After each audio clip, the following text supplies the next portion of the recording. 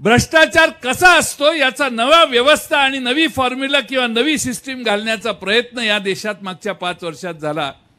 एका बाजूला न खाने दूंगा न खाऊंगा आणि दुसऱ्या बाजूने जो भी है वो मैं ही खाऊंगा अशी आता नवी जाहिरात सुरुवात करायला त्यांनी हरकत नाही। टीव्हीवर जाहिराती चालू आहे।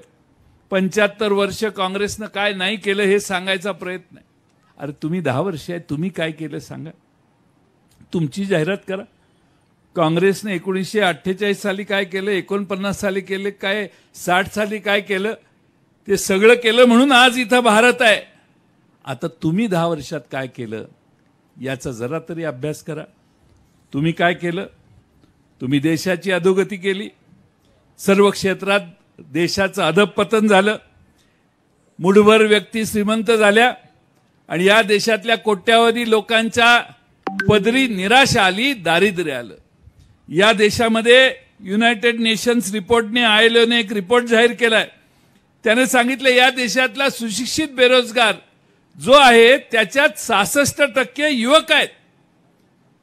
या देशातला 4 कोटी युवक घरात बसून आहेत, त्याला काही काम मिळत नाहीये। या देशातले पीएचडी झालेले लोक, डॉक्टरेट झालेली लोक शिपायाच्या नोकरीसाठी अर्ज भरतात आणि रांगा देऊन आपला इंटरव्ह्यू देत बसतात। ही या देशातली परिस्थिती आहे। ग्लोबल हंगर इंडेक्स मध्ये आज 125 देशात या देशाचा नंबर काय? 111। मला भारतीय जनता पक्ष उत्तर देईल का की ग्लोबल इंडेक्स मध्ये, हंगर इंडेक्स मध्ये आमचा नंबर 125व्या देशात 111च का? काय कारण झालं की या देशाला 100च्या पहिल्या 100च्या हात तुम्हाला आणता आलं नाही? 10 वर्षात तुमचे हात कुणी धरलेले? याला उत्तर भारतीय जनता पक्षाने दिलं पाहिजे। उत्तर काय असेल? 60 वर्षात तुम्ही काय केलं? अरे 10 वर्षाचा हिशेब मागतोय, मागच्या 60 वर्षाच्या 10 वर्षाचा मनमोहन सिंगांचा हिशेब देखील आम्ही देऊ शकतो।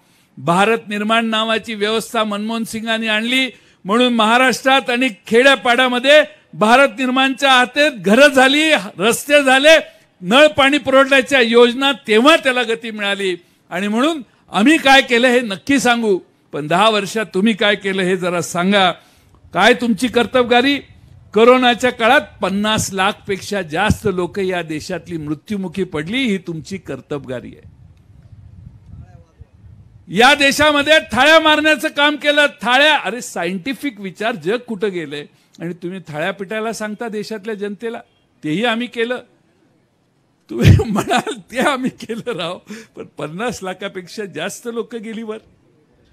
हे या देशातल्या सामान्य लोकांना आज लक्षात आहे की नाही माहित नाही।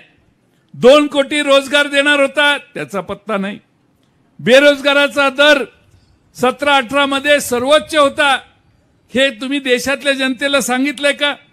100 मुलं शिकली तर आजही 40 पोरं कुठल्याही कामाला लागत नाहीत। स्किल इंडियाची माहिती घेतली तर 50% मुलं जी शिकलेली आहेत त्यांना काही स्किलच नाही, असं मी नाही, केंद्र सरकार म्हणते। आणि आपल्या देशामध्ये मॅन्युफॅक्चरिंग सेक्टर आपल्यापेक्षा मित्रांनो बांगलादेश पुढे गेलाय। तुमची जरा अभ्यास करा।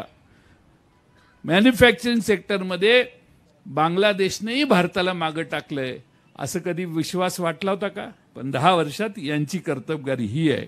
आणि म्हणून माझी आपणा सगळ्यांना विनंती आहे की चित्र भीषण आहे। टीव्हीवर दिसतं ते चांगली बाजू दिसते, दुसरी बाजू तुम्ही आम्ही भोगतोय।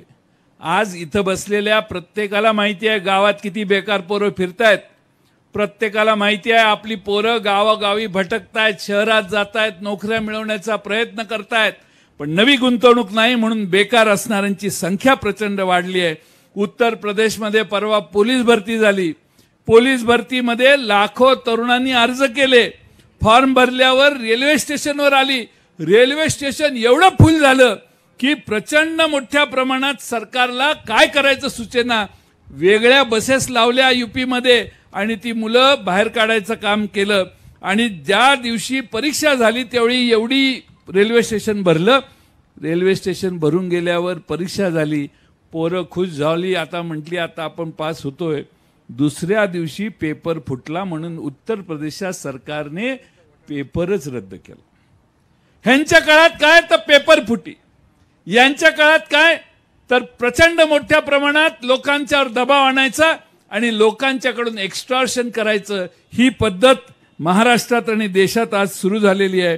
आणि म्हणून माझी आपणाला विनंती आहे, आपण सगळ्यांनी थोडंसं डोळसून मतदारांच्या पर्यंत जा. मतदारांच्या पर्यंत जाऊन सांगा की आपण खऱ्या अर्थाने थोडीशी माहिती घ्या की खरंच देशाची आर्थिक सामाजिक परिस्थिती काय.